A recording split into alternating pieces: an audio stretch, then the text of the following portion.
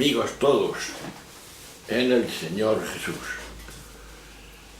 Seguimos con nuestra ruta en el conocimiento de Jesús de Nazaret.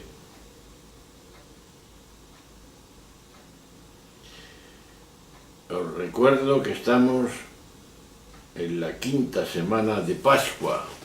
Empezamos hoy. Es domingo 29 de abril del año 2018. El evangelista sigue siendo Juan. En el capítulo 15, del 7 al 8. El vídeo para nuestro orden es el 149. Es el ciclo B de la liturgia de la Iglesia Católica.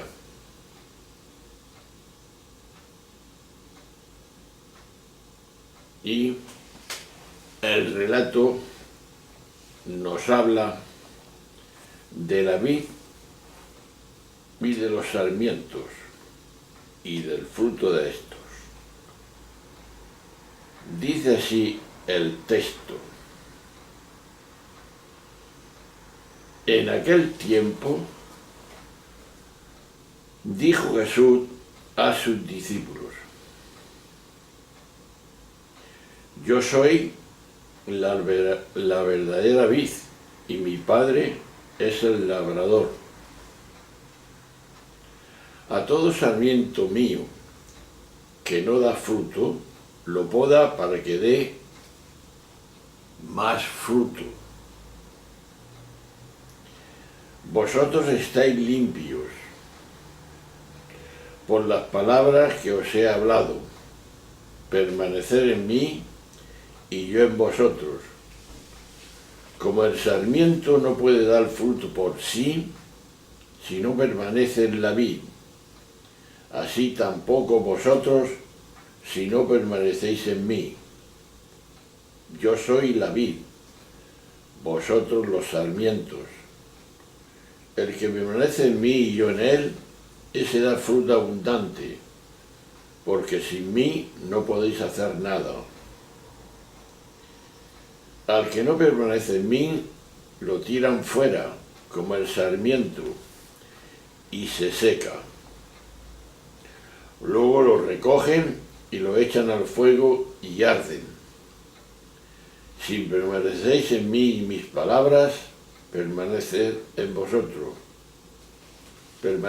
vosotros. Pediréis lo que deseáis y se realizará.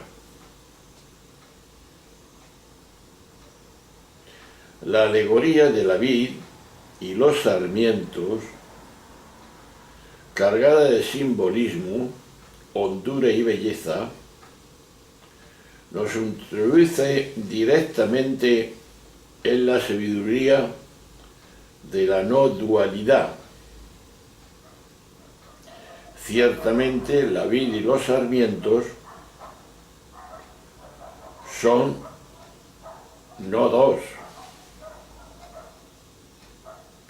La mente dualista no puede sino verlos separados.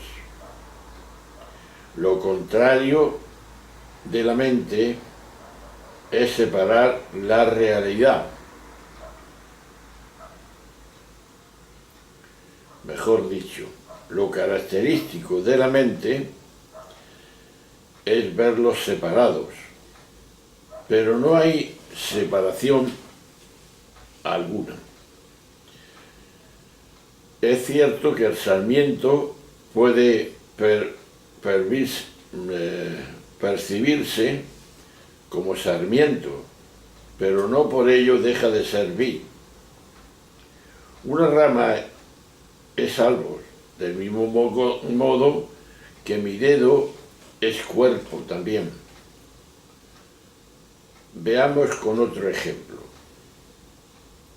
Ante un conjunto de joyas de oro, la mente ve la especificidad de cada una de ellas, como su propio nombre y su forma peculiar.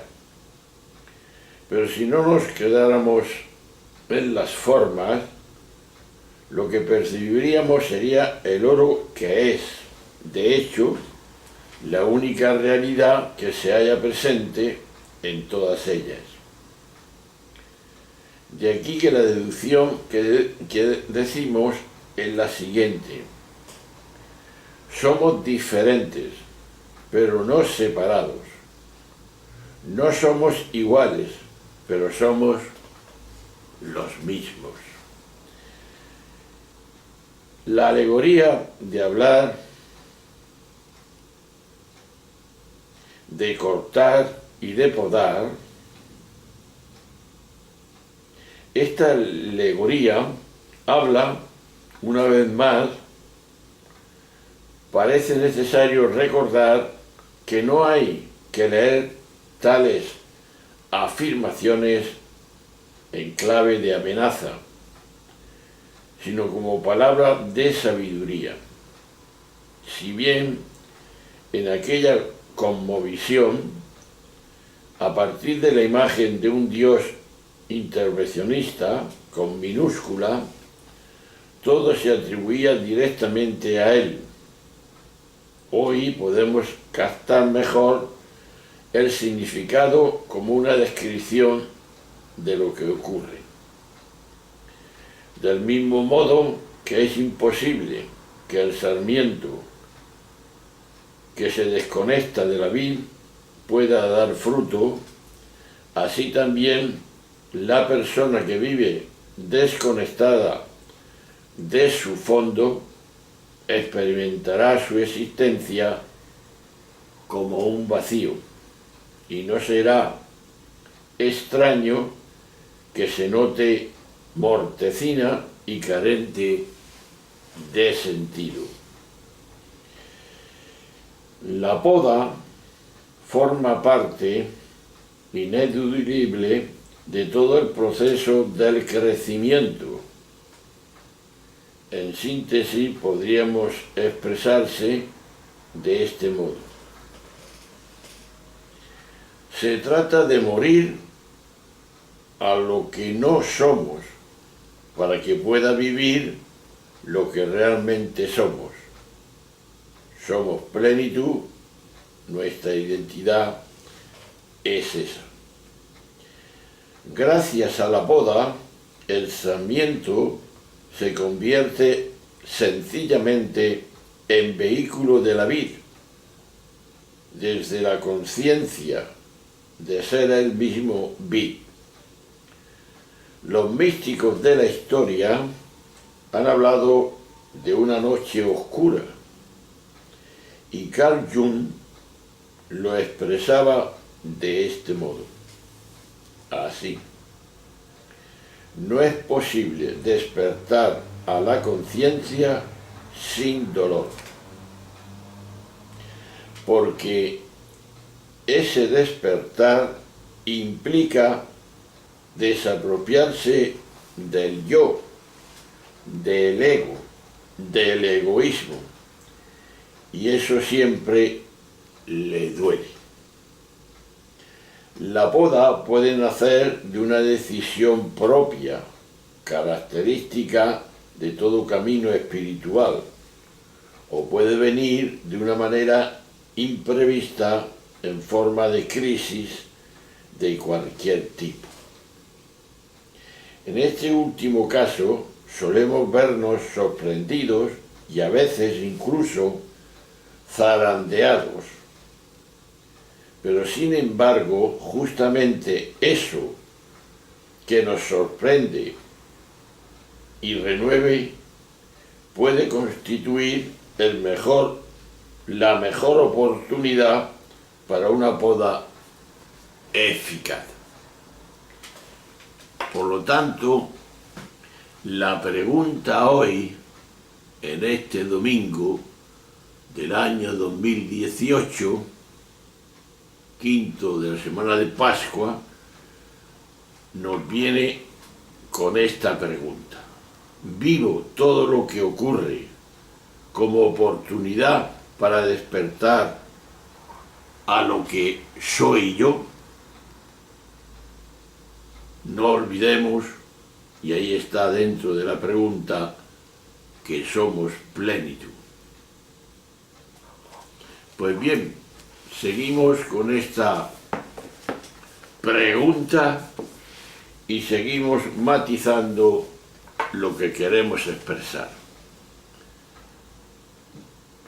Jesús se despide de sus amigos más íntimos con una recomendación que es también un imperativo: permanecer en mí.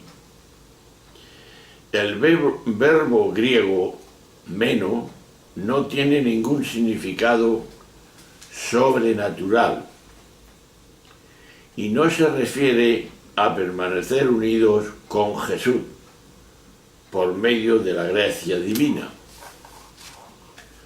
Tal cosa no estaba ni podía estar en la mente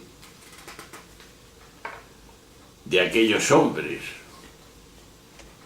Lo que Jesús les pide a los discípulos es que se mantengan firmes y tengan consistencia en lo que han aprendido y vivido con el Maestro. El motivo de esta petición radica en que solo manteniéndose firmes y fieles a lo que han aprendido y vivido con Jesús, solo así podrán producir los frutos que de ellos esperan en la vida.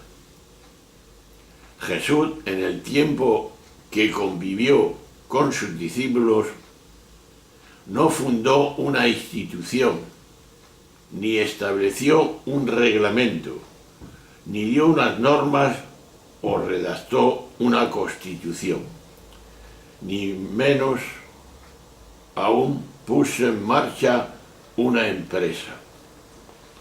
Jesús fue derecho al fondo de lo que es determinante en la vida. Vivió de forma que cambió la mentalidad y el corazón de aquellos hombres y así los contagió una mística y quedaron marcados con una espiritualidad. Resumiendo, podríamos decir, así nació aquel movimiento de carismáticos itinerantes, un grupo de personas dotadas de un carisma, el don de ejercer autoridad sin basarse en instituciones y en funciones previas. Aquel grupo que, como Jesús, pronto entró en conflicto con las instituciones reinantes. Tuvo una fuerza de cambio tan fuerte que desde entonces se inició una nueva etapa en la historia de la cultura y también en las esperanzas para este mundo. El mensaje estaba servido. Ellos iban a ser el cauce, el camino de ese cambio en la vida del hombre. Por eso nos recordamos y cada uno piensa lo que hemos dicho al principio. Vivo todo lo que ocurre en mi vida como oportunidad para despertar, estar despiertos y saber lo que yo soy, que soy plenitud y así nos ha creado Dios. Ahí está la pregunta y está bien servida.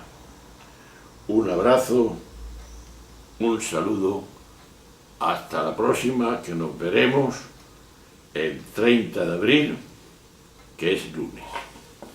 Adiós y hasta siempre.